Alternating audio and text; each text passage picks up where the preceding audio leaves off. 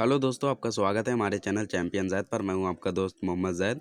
और दोस्तों, पिछले लेक्चर में हम लोगों ने पढ़ा फुटप्रिंट्स और देखा कि किस तरीके से हमारी पृथ्वी में कार्बन डाइऑक्साइड बढ़ता ही जा रहा है, हमें उसे रोकने की ज़रूरत है।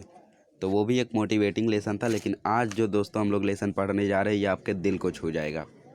ये लगता है महाराष्ट्र बोर्ड के भी दिल को छू गया है, इसीलिए लगातार 2019 और 2020 दोनों ही बार यही लेसन उन्होंने पेपर में दिया। तो ये बहुत ही बढ़िया लेसन है दोस्तों। ये जब इंग्लिश में था ये लेसन तो भी ये बोर्ड में आता था, और जब मराठी में है तो भी आ रहा है। तो इससे आप लोग अंदाज़ा लगा सकते हैं कितना बढ़िया लेसन है ये। तो इस लेसन से आपको बहुत कुछ सीखने को मिलेगा, आपको पता चलेगा कि किस तरीके से माँ हमारे लिए कुछ भी कर सकती हैं। तो चलिए लेसन शुरू करते हैं। शाळा आणि शिक्षक असा विषय निघाला। ये डॉक्टर रघुनाथ माशेलकर ने लिखा है, और ये एक बुक थी इनकी, शाळा आणि शिक्षक। तो वही बुक से ये लेसन लिया गया है, छोटा सा पार्ट है ये। तो डॉक्टर रघुनाथ माशेलकर एक साइंटिस्ट हैं दोस्तों, और ये साइंटिस्ट हैं आज अपनी माँ की वजह से। किस तरीके से इनका बचपन गुजरा, किस तरीके से इनके बचपन में कठिनाइयाँ आई, वही इन्होंने इस चैप्टर में बताया है। शाळा आणि शिक्षक की मला माझी मुंबईतील शाळा आणि शालेय जीवनातील शिक्षकांची आठवण येते। अब वो कह रहे हैं कि मैं मुंबई में हूँ, और आज भी मुझे जो शिक्षक थे, जो स्कूल था, वहाँ के जो टीचर्स थे, उनकी बहुत याद आती है। गिरगावातील युनियन हाई स्कूल आणि माझ्या शाळकरी वयात, मेरे स्टूडेंट एज में शाळकरी वयात और गिरगांव में जो स्कूल था, आपुले कोण संस्कार करणारे भावे सर, जोशी सर, सिरके सर या साऱ्याचे माझ्यावर फार मोठे ऋण आहे। मेरे स्टूडेंट एज में प्रेम से जिन्होंने मेरा संस्कार किया, भावे सर, जोशी सर, सिरके सर, इनकी मुझे बहुत याद आती है। इन सभी का मेरे ऊपर बहुत बड़ा ऋण है, उपकार है। पण त्याच वेळी हेही सांगितलं पाहिजे की या शाळेशी आणि या संस्कार देणाऱ्या शिक्षकांशी माझी जो संपर्क आला, तो तिच्यामुळे आला। ती माझ्या परमप्रिय आई आणि माझे मामा याचे ऋण मी कसे व्यक्त करणार। वो कहते हैं कि शिक्षकों का ऋण तो बाद में आया, लेकिन उसके पहले जो मेरे मामा और जो मेरी मम्मी थी, इनकी वजह से मैं उन शिक्षकों से मिला। इनका ऋण मैं कैसे, इनका उपकार मैं कैसे अदा करूं, इनका कर्ज मैं कैसे अदा करूं। यहाँ पे राइटर कहते हैं, आई हीच प्रतीक मुलाची पहली शिक्षक असते। जो मम्मी होती हैं वो सभी बच्चों की पहली शिक्षक होती है, इसीलिए कहा जाता है teacher is the second mother of child. तो फर्स्ट कौन है? मम्मी। क्योंकि दोस्तों, टीचर्स तो आपको एजुकेशन के ज्ञान के बारे में सब कुछ सिखा ही देते हैं, लेकिन जो अच्छे अच्छे संस्कार होते हैं वो कौन देता है? हमारे माता पिता। माझ्या बाबतीत तर आई ही माझी केवळ शिक्षक नव्हती, तर माझे सर्वस्व होती। वो कहती हैं कि मेरी माँ सिर्फ मेरे लिए एक शिक्षक नहीं थी, बल्कि वो मेरे लिए सब कुछ थी। आमचे मूळ गांव दक्षिण गोव्यातील माशेल, मतलब इनका जो मूळ गांव था, जहाँ पे ये पैदा हुए थे, वो दक्षिण गोवा में माशेल था। इनका जो चाइल्डहुड था वो वहीं पे गया था। उनके जो मामा थे वो भी उसी गांव के थे। तिथल्या एका मैदानावर खेळल्याच्या आणि पिंपळ काट्यावर बसून निवांतपणा अनुभवल्याच्या पुसटशा आठवणी माझ्या मनात अधूनमधून वाऱ्याच्या लहरीसारखा येत असतात। वो कहते हैं उन गांव में जब मैं मैदान पर खेलता था, पिंपल के पेड़ पर जब मैं बैठता था, वहाँ पे शांति से रहता था, वो अनुभव जो था वो मुझे आज भी छू जाता है। माझ्या वयाच्या 6व्या वर्षात माझे वडील वारले आणि आम्हाला उदरनिर्वाहासाठी आमचे माशेल हे गांव सोडावे लागले। मतलब कि जब ये 6 साल के थे तो उसी समय इनके जो पिताजी थे वो गुज़र गए थे, और उदरनिर्वाहासाठी मतलब पेट भरने के लिए इन्हें दक्षिण गोवा जो माशेल गांव था वो छोड़ना पड़ा। मी आणि माझी आई मुंबईत येऊन पहुँचले। मतलब कि जो ये और इनकी मम्मी थी, ये मुंबई में पहुंची। गिरगावातल्या खेतवाडीतील देशमुख गल्लीमध्ये मालती निवासतील पाहिल्या माळल्यावर, मतलब कि जो मालती निवास था गिरगांव में, तो खेतवाड़ी में था ये। तो यहाँ पे इन्होंने पहले फ्लोर पे एक छोटा सा रूम लिया और वहीं पर ये लोग रहने लगे, माँ बेटे दोनों। आर्थिक परिस्थिति पूर्णपणे खालावली, मतलब जो फाइनेंशियल कंडीशन थी वो एकदम ख़राब हो गई थी। दारिद्र्याशी संघर्ष करणारी माझी अल्पशिक्षित आई आणि शिक्षासाठी आसुरलेली, पण कोणीच फी भरणे शक्य नसल्याने शाळेत कसा जाऊ असे प्रश्नचिन्ह घेऊन वावरणारा मी, त्यावेळच वातावरण असा होता। मतलब कि इनकी मम्मी दारिद्र्याशी संघर्ष मतलब गरीबी में स्ट्रगल कर रही थी, पढ़ी लिखी नहीं थी ज़्यादा, पर वो अपने बच्चों को पढ़ाने की तीव्र इच्छा रखती थी। और किसी को भी कैसे वो फीस भरे, इतनी फाइनेंशियल कंडीशन ख़राब थी। तो इसीलिए ऐसा प्रश्न चिन्ह लेखक के सामने आया और ऐसे वातावरण में वो रहते थे। पण माझ्या आईने धीर सोडला नाही, पर उनकी जो मम्मी थी उन्होंने हार नहीं मानी. ती खचली नाही, वो घबराई नहीं बिल्कुल भी. वेगवेगळी कष्टाची काम ती करत होती. जितने भी कष्ट के काम मिलते थे वो करा करती थी. त्यातच माशेलहून मुंबईत आलेले माझे मामा ही मदतीला आले और उसके बाद माशेल से जो मामा थे वो मुंबई आए और इनकी मदत की उन्होंने. त्याच्यामुळे मला खेतवाडीतील प्राथमिक शाळेत प्रवेश मिळू शकला और उनके कारण जो खेतवाड़ी में शाला था मतलब स्कूल था वहाँ पे मुझे प्रवेश मिला. ही शाळा महापालिकेची होता. ये महापालिका का शाला था तो ज़्यादा फीस नहीं थी. माझ्याप्रमाणे शालीची ही प्रसिद्धी बेताचीत होती और जिस तरीके से वो थे उसी तरीके से उनका स्कूल भी था. एकदम परिस्थिति खराब थी. आप लोग सोच सकते हैं महापालिका का स्कूल कितना अच्छा रहेगा. बीएमसी का स्कूल समझ सकते हैं. पण इथले शिक्षक मात्र मनाने खूप श्रीमंत होते, पण यहाँ के जो शिक्षक थे वो मन से खूब ही अमीर थे. मतलब कि वो पढ़ाने में कोई भी कसर नहीं छोड़ते थे, बहुत ही अच्छे थे.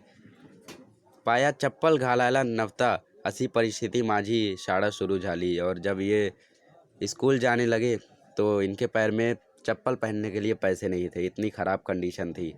7वीं कक्षा से ये जो लेखक थे ये अनवाणी मतलब बिना चप्पल के रहने लगे. शालेय शिक्षण पूर्ण केल्यानंतर जेव्हा हायस्कूलमध्ये प्रवेश घेण्याची वेळ आली त्यावेळी तर आणखी एक मोठा संकट समोर आला. और जब हाई स्कूल में प्रवेश आने का टाइम आया तो एक बहुत ही बड़ी मुसीबत इनके सामने आई. उस समय हाई स्कूल की प्रवेश की फ़ीस जो थी वो 21 मतलब 21 रुपीज़ थी. पर इनके पास इतने सारे पैसे कहाँ से आएंगे, वो पैसे थे ही नहीं इनके पास. पैसे भरने की हिम्मत ही नहीं थी, मतलब पैसे ही नहीं थे तो भरेंगे क्या. माझे शिक्षण थांबणार असे वाटू लागले. मतलब इनका जो पढ़ाई एजुकेशन है वो रुक जाएगा ऐसा लगने लगा सभी को. पण माझ्या आईने धीर सोडला नहीं, पर इनकी मम्मी ने हार नहीं मानी. आजू बाजू जो फैमिली थी उनके घर काम करने जाने लगी. पैसे जमाना शुरू किए, पैसे जमा करना. त्याच वेळी तिच्या परिचयातील एक माऊली मदतीला धावली और उस समय जो मम्मी थी इनकी उनके जान पहचान की एक औरत इनकी मदद के लिए वहाँ पे आई आणि माझ्या प्रवेशाची फीची व्यवस्था झाली और उन्होंने इनकी मदद की जिसके कारण इनकी जो फीस थी उसकी व्यवस्था हो गई. पण तोपर्यंत गिरगावातील त्या वेळच्या नामांकित शाळामध्ये प्रवेश बंद झाला. पर जो उस समय स्कूल था, जो ग्रेट स्कूल था महापालिका वाला नहीं, उसमें जो प्रवेश था वो बंद हो गया था जिसके कारण उन्हें प्रवेश नहीं मिला. अखेर यूनियन स्कूलमध्ये मला प्रवेश मिळाला. गिरगांव में तो नहीं मिला प्रवेश, पर जो यूनियन हाई स्कूल था वहाँ पे इन्हें प्रवेश मिल गया आणि माध्यमिक शिक्षणाचा पुढील टप्पा सुरू झाला और आगे जो शिक्षक थी वो शिक्षा शुरू हो गई. अनेक अडी अडचणीमधून मी जमेल तेवढा. जितना भी बड़ी मुसीबत रहती थी पर वहाँ पे ये जमे रहते थे, जम के ये अभ्यास किया करते थे, होमवर्क किया करते थे. पण त्या छोट्याशा खोलीतील जागा अपुरी पडायच्या. पर उस छोटी सी खोली में इतनी जगह ही नहीं थी कि मैं अच्छे से वहाँ पे पढ़ पाऊँ. अभ्यासाला पूरक वातावरण नव्हते. पढ़ने के लिए वहाँ पे कोई योग्य वातावरण था ही नहीं. मात्र त्याही वातावरणात मी जिद्दीने अभ्यास करत राहिले. पर इन्होंने हार नहीं मानी. उसी एटमॉस्फेयर में ये लगातार मेहनत करते गए और परीक्षा में अच्छी सफलता इनको मिलते गई. युनियन हायस्कूलमध्ये शिक्षक त्याची स्वभाववृत्ती विद्यार्थ्याने शिकवताना त्यामध्ये त्याचे स्वतःला झोकवून देणे आणि निरपेक्ष भावनेने केलेले मार्गदर्शन यामुळे माझ्या केवळ शालेय अभ्यासाचा पाया पक्का झाला. असं नाही तर आयुष्याचा पाया पक्का झाला. मतलब कि वहाँ के जो राइटर थे, शिक्षक थे वहाँ के जो, वो जब बच्चों को सिखाया करते थे तो अपने आप को पूरी तरह से झोंक देते थे. मतलब जितना ज़्यादा हो सके उतने अच्छे तरीके से ये लोगों को शिक्षा दिया करते थे. तो इतने अच्छे जब टीचर्स होंगे तो बच्चों का तो पूरा अच्छा मार्क्स आना ही चाहिए, जिसके कारण इनका सिर्फ स्कूल का नहीं बल्कि पूरी लाइफ टाइम का जो फाउंडेशन था वो एकदम पक्का हो गया. अच्छे से इन्होंने पढ़ाई कर ली.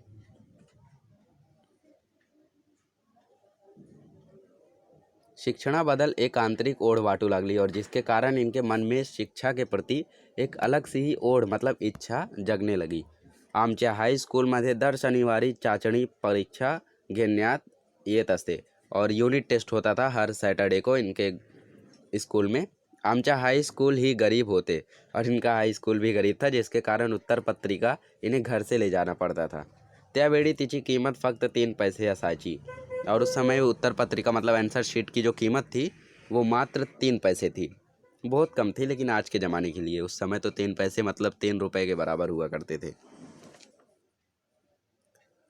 आपल्याला कदाचित पटणार नाही और हम लोगों को तो मिल नहीं पाएगा, पण तेव्हा दर आठवड्याला हे 3 पैसे उभे करताना देखील माझ्या आईची डोळ्यातील पाणी उभा राहायचा. पर जो मेरी मम्मी थी वो ये 3 पैसे जमा करने के लिए बहुत मेहनत किया करती थी और हर आठवड़ा मतलब हर हफ्ते वो सैटरडे को 3 पैसे जमा ही कर ले जाती थी.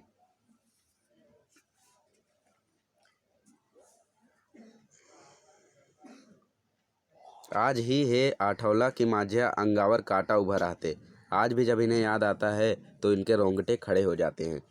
तिने माझ्यासाठी प्रचंड कष्ट केली और इनके लिए उन्होंने बहुत ही ज़्यादा कष्ट किया. पडेल ते काम केले, जो भी काम मिला वो करती थी, वो कितना भी कष्ट का काम हो. अब एक कहानी बता रहे हैं. काँग्रेस हाऊस जवळ काही काम मिळणार आहे असे समजलाया एकदा ती तिकडे गेली. रांगेत उभी राहिली. एक बार ऐसा सुनाई दिया कि कांग्रेस हाउस है, वहाँ के बगल में जो एक घर है वहाँ पे काम मिलने वाला है उसमें, तो इसीलिए ये वहाँ पे गई, लाइन में खड़ी हुई. रंगात मतलब लाइन में, रांगेत. तशीच ताटकळात पण त्यावेळी मतलब पूरा दिन वो वहाँ पे खड़ी रही. पर उस समय उनको बताया गया कि जो भी तीसरी से ज़्यादा पढ़े हुए हैं उन्हीं को काम दिया जाएगा. ये सुनकर बहुत ही बड़ा धक्का लगा डॉक्टर माशेलकर की मम्मी को. हे ऐकून अर्थात ती नाराज झाली, बहुत ही ज़्यादा नाराज़ हुई, क्योंकि दिन भर वो लाइन में खड़ी थी और आखिरी में उन्हें फेलियर मिल गया, सक्सेस नहीं मिली. घराकडं मागं फिरली. त्याच वेळी तिनं ठरवला की मी माझ्या मुलाला खूप शिकवीन, कारण शिक्षणाशिवाय या जगात मान नहीं. वो उस समय नाराज़ तो हुई, पर उन्होंने एक निश्चय किया, एक खून गांठ बांध ले कि मैं तो नहीं पढ़ पाई, लेकिन मैं अपने बच्चे को इतना पढ़ा दूंगी कि उसका खूब सम्मान हो. क्योंकि शिक्षा नहीं है अगर आपके पास तो आपका कोई सम्मान नहीं है, लोग गिरी हुई नज़रों से आपको देखेंगे. जैसा आप लोग जानते होंगे कि अगर आप पढ़े लिखे हैं तो आप लोग कितने भी बुरे हों पर लोग अच्छे से आपको देखेंगे, अच्छे से बातचीत करेंगे. इंसान पढ़ा लिखा नहीं है तो उसे लोग बुरी नज़रों से देखते हैं. वो मानते हैं कि एक इंसान अनपढ़ है, कुछ आता ही नहीं है इसको, भले ही उसे थोड़ा बहुत ज्ञान हो. तिनं प्रत्यक्षात केले ही तसंच. और सिर्फ उन्होंने निश्चय ही नहीं किया, असली में वो करके दिखाया. माझ्यासाठी घेतलेले कष्ट मी कोणत्या शब्दातून सांगू. वो कहते हैं कि उन्होंने जो मेरे लिए काम किया मैं कौन से शब्द से बताऊं. शब्द कम पड़ रहे हैं उनके पास. पाठ कोरे लिहून उरलेले कागद ती मी एकत्र जमवायची आणि त्याच्या वह्या करून द्यायची. मतलब जो कोरे मतलब जो होता है ना, वो बुक एक तरफ से ब्लैंक रहता है और एक तरफ से लिखा हुआ रहता है. तो राइटर जब ब्लैंक वाला छोड़ देते थे तो इनकी मम्मी उन सारे कागज़ों को फाड़ फाड़ के एक नई पुस्तक बना दिया करती थी, नई नोटबुक बना दिया करती थी. अखंड पेंसिल मला मिळणं अवघड होता. मतलब कि राइटर को पूरी मतलब एक अक्खी पेंसिल मिलना बहुत ही मुश्किल था. पर इसलिए ये बहुत ही छोटी मतलब इतनी छोटी रहती थी पेंसिल कि सिर्फ हाथ में आए, उतनी बड़ी पेंसिल से ये लिखा करते थे. वो पेंसिल जो इनके दोस्त फेंक दिया करते थे या फिर इन्हें दे दिया करते थे जब वो छोटी हो जाती थी. याच हायस्कूलमध्ये मला भावे सर भेटले. एक दिन इस हाईस्कूल में उन्हें भावे सर मिले. ते आम्हाला भौतिकशास्त्र जो वो सर थे वो इन्हें भौतिकशास्त्र मतलब फिजिक्स सिखाया करते थे. विज्ञानातील हा विषय शिकवताना त्यांनी केवळ शास्त्र शिकवला नाही तर त्या विषयाची गोडी लावली. उन्होंने सिर्फ साइंस पढ़ाया ही नहीं बल्कि उसकी तरफ इनका इच्छा जो था, इनका जो पसंद था वो उसकी तरफ इन्होंने निर्माण किया. त्याच्या बरोबर जीवनाचा फार मोठाचा तत्वज्ञान शिकवला और जीवन का फिलॉसॉफी तत्वज्ञान सिखाया इन्हें. एके दिवशी शाळेत त्यांनी एक प्रयोग करून दाखवला. एक दिन उन्होंने एक एक्सपेरिमेंट करके दिखाया. भिंगाच्या सहाय्याने सूर्यकिरणाची शक्ती कागदावर एकत्र केल्यास कागद जळतो हे त्यांनी दाखवला. आणि माझ्याकडे बघून ते म्हणाले, माशेलकर तुमची ऊर्जा शक्ति एकत्र करा, काहीही जाड़ता येईल. मतलब कि वो उन्होंने कहा कि एक दिन उन्होंने जब एक्सपेरिमेंट किया तो उन्होंने मैग्नीफाइंग ग्लास से भिंगाच्या सहायन उससे सूर्य किरण को एकत्र किया और फिर कागज़ जला दिया. और कागज़ जब जलाया तो उन्होंने माशेलकर की तरफ मुड़ के कहा कि तुम्हारी जो ऊर्जा शक्ति है, तुम्हारी जो एनर्जी है, उसे एक करो और एक करने के बाद तुम कुछ भी जला सकते हो. कहने का मतलब था कि अगर तुम पूरा शक्ति लगा दोगे तो तुम कुछ भी हासिल कर सकते हो. एकीकडे मला एकाग्रतेचा मंत्र मिळाला आणि दुसरीकडे विज्ञान समझला. एक तरफ इन्हें एकाग्रता मतलब कॉन्सन्ट्रेशन का मंत्र मिला और दूसरी तरफ इनको विज्ञान भी समझ में आया. आयुष्याच्या फार मोठाचे तत्वज्ञान मला भावे सराच्या या शिकवणीतून गवसला. मतलब लाइफ का जो सबसे बड़ा तत्व फिलॉसॉफी था वो इन्हें भावे सर के इस एक्सपेरिमेंट से उन्हें सीखने को मिला. त्यांना मी कसा विसरू शकेन, मैं उनको कैसे भूल सकता हूँ. भावे सराप्रमाणेचे माझ्या शालेय आणि पुढील शैक्षणिक जीवनात जोशी सर, शिर्के सर, श्री मालेगाववाला या सर्वांनीच माझ्या व्यक्तिमत्वाच्या जडणघडणीसाठी उत्तम मार्गदर्शन केला. सिर्फ भावे सर ही नहीं, शिर्के सर, जोशी सर और मालेगाववाला सर, इन सभी लोगों ने भी इनका बहुत ही ज़्यादा संस्कार किया था. आयुष्याच्या उभारण्यासाठी मला याच शाळेने आणि याच शिक्षकांनी भरपूर शिदोरी दिली और लाइफ में ऊपर उठने के लिए इस स्कूल ने और इस स्कूल के टीचर्स ने मुझे भरपूर शिदोरी मतलब भरपूर ट्रेजर ज्ञान इन लोगों ने दिया. संघर्षासाठी आत्मविश्वास मिळवून दिला. संघर्ष करने के लिए कॉन्फिडेंस दिया इन लोगों ने. जगण्याचे भान दिले, जीने की इच्छा दिली. आजही फिरून ते शाळेचे दिवस आठवताना एकीकडे प्रचंड दारिद्र्याचा सामना करताना क्षण न क्षण आठवतात आणि त्याचे वेळी माझी आई, माझे शिक्षक, माझी शाळा, हे माझे संस्कार केंद्र डोळ्यासमोर उभे रहते. मतलब पल पल जब भी इन्हें याद आता है तो इन्हें इनकी आंखों के सामने इनकी मम्मी, एक तरफ इनके शिक्षक और एक तरफ इनका स्कूल, ये सभी इनके लिए संस्कार केंद्र थे. केंद्र मतलब क्या होता है, वो स्पेशल जगह होती है, जैसा भी केंद्र रहता है वहाँ पे आपको वो चीज़ें मिल जाएगी. तो संस्कार सेंटर था ये इनके लिए. वहाँ पे इनका संस्कार हुआ और उसे वो एक संस्कार केंद्र मानते हैं अपनी मम्मी, अपने शिक्षक और अपने स्कूल को. और ये जब भी ऐसा सोचते हैं तो इनकी आंखों के सामने ये सब आ जाते हैं. मी पुनः मनोमनी शाळेत जाऊ लागतो और मन में ये फिर से दोबारा से अपने स्कूल में जाने लगते हैं. तो राइटर ने यही कहा है दोस्तों अपनी मम्मी के बारे में. अपने संस्कार केंद्र बनाया इन्हें, मतलब अपने लिए सब कुछ माना, अपने स्कूल, अपनी मम्मी और अपने सर को. तो बहुत ही इंस्पायरिंग लेसन था दोस्तों. अगर आपको कहीं पे भी डाउट आता है तो आप लोग कमेंट बॉक्स में लिख सकते हैं. मिलते हैं नेक्स्ट वीडियो में. हम पढ़ेंगे स्थूल वाचन जाता अस्ताला.